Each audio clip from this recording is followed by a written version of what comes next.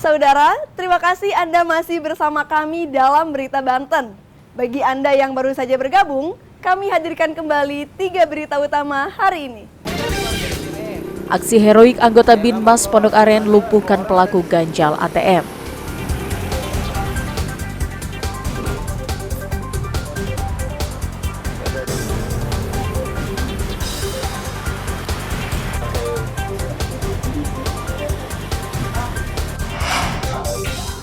Tujuh pengedar obat keras di Serang ditangkap, ribuan butir obat disita.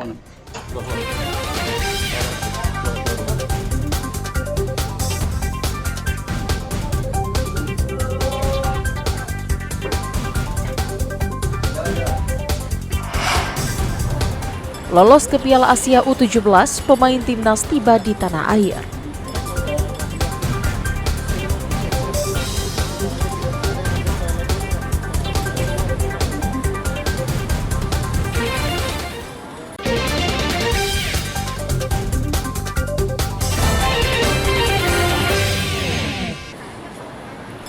Pemain timnas Indonesia U17 tiba di Terminal 3 Bandara Internasional Soekarno-Hatta, Kota Tangerang usai melakukan kualifikasi Piala Asia U17 di Kuwait.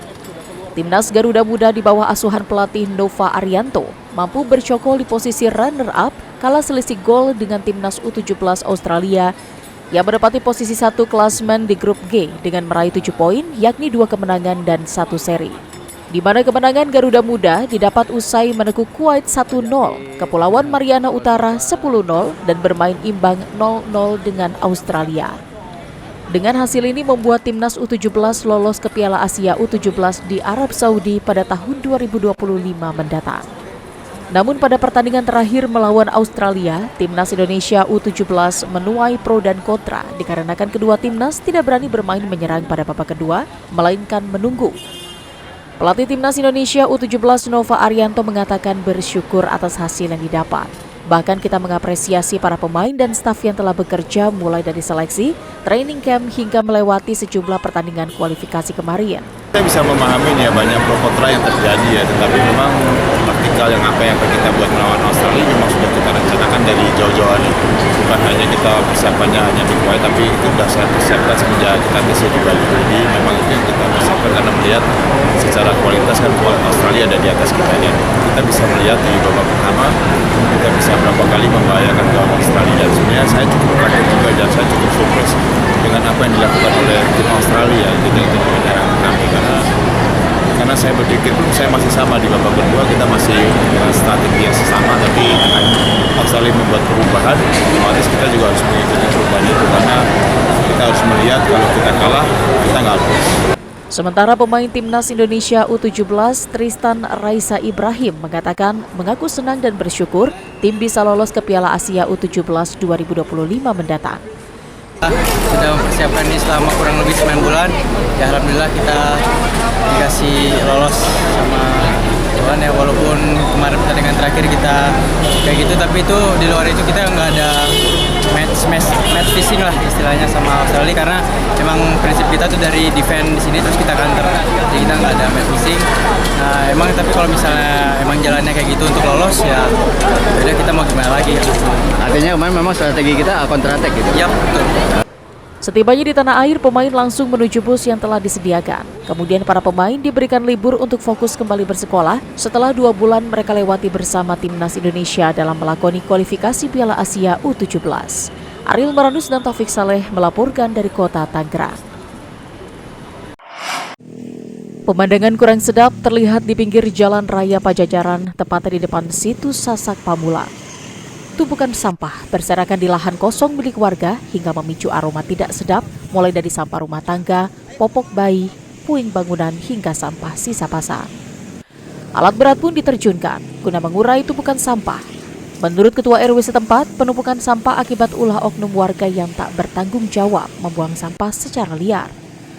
Saya perhatikan sih udah hampir 1 tahun, tapi ini sampai liar, makanya saya ada keluhan warga karena ini udah mengganggu lingkungan, makanya saya akan bersihkan. Secara saya minta kerjasama dengan LHH, tolong kerjasamanya, ayo kita jaga sama-sama lingkungan ini, jangan sampai dikotori lagi. Ini sampah liar yang tidak bertanggung jawab, oknum ini tidak bertanggung jawab. Sampah di lokasi tersebut ini memang dari oknum orang yang lewat di jalur Pajajaran ini kadang di tengah malam, bahkan di menjelang pagi itu gitu.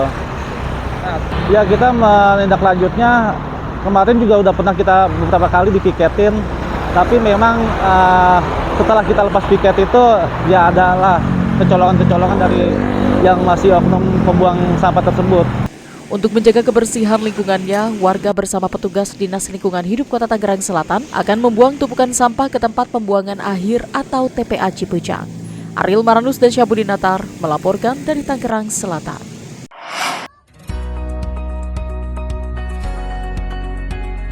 Seperti inilah suasana keseruan kontes perlombaan layang-layang di Kampung Cipasung, Desa Sukarenda, Kecamatan Warunggunung, Kabupaten Lebak. Berbagai usia muda dari anak-anak, pemuda hingga orang dewasa asik mengikuti perlombaan layang-layang yang digelar oleh sejumlah pemuda di tengah pelataran sawah warga. Dengan dibagi beberapa kelompok, ratusan layang-layang itu kemudian diterbangkan dengan menggunakan benang nilon sembari memanfaatkan kekuatan angin. Layang-layang peteng merupakan jenis layang-layang tradisional. Setelah layang-layang diterbangkan, kemudian puluhan benang layangan itu diikat menjadi satu patok kayu yang sudah disiapkan oleh panitia. Bagi layangan yang tidak stabil dan jatuh ke tanah, maka akan dianggap kalah.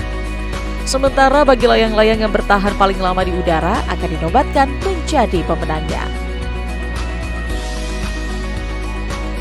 Perlombaan layang-layang ini selain untuk menghibur masyarakat dan tradisi, kegiatan ini juga dalam rangkaian Hari Sumpah Pemuda ke-96, sekaligus menjadi ajang silaturahmi antara pemuda di wilayah desa, guna memupuk tali silaturahmi antar pemuda desa dan menjauhkan anak-anak dari games online.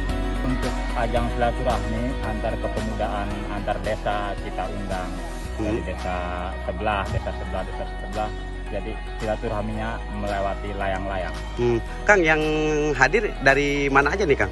Ada yang dari Warunggunung, ada dari Cipang Parang, dari Cikulur juga banyak, dari Pandeglang ada. Dari Serang ada nggak nih Kang? Dari Serang ada 4 peserta. Jenis layang-layangnya yang dilombakan jenis berapa sih Kang? Layang-layang peteng jobong, kalau misalkan ini mah biasanya bulan Satanggal.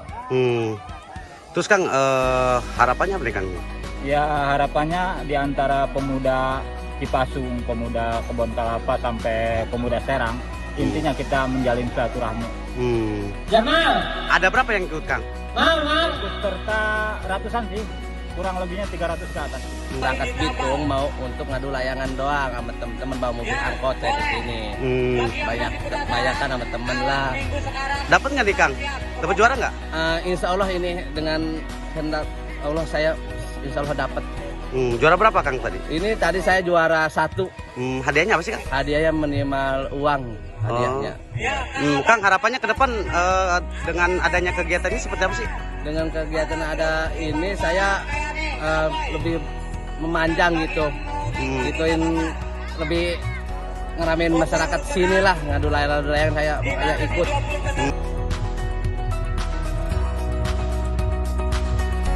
Ia berharap event seperti ini dapat sering dilaksanakan agar para pecinta layang-layang dapat bernostalgia dengan hasil karya mereka sendiri. Ariel Maranus melaporkan dari Kabupaten Lebak.